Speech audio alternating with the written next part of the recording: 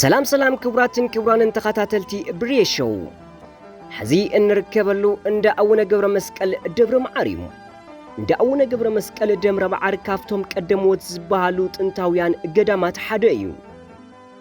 ኣብዚ ገዳም ብዓይነቶም ዝተፈለዩ ኣዝዮም መስተንክራዊ ኣብ ጥንቲ ዘመን ክስርሑ ኢልካ ዘይሕሰብ ፍጹም ድማ ክመልኡ ዘይኽእሉ ዓበይቲ መኻነ መቐብራት እዮም።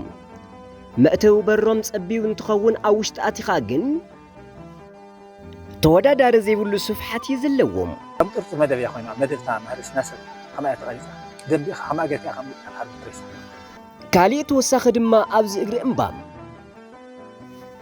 ብገፊሕ ቱቦ ሰደድካዮ ዝመስል ፍልፍል ዓይኒ ማይ ኣሎ። እዛ ዓይኒ ማይ ከዓ ፍልሕቲ እናተባህለት ብፍሉይ ሽም ትጽዋዕ።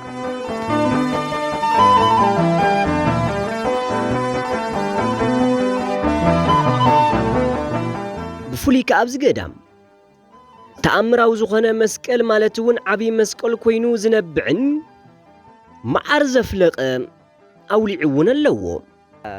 ኣብ ዝባን ዝጎቦ ደይብና ማለት እዩ ዝረአናዮ እንታይ እዩ ብጣዕሚ ዝገርም ቤተ ክርስቲያን እዩ ርኢናዮ።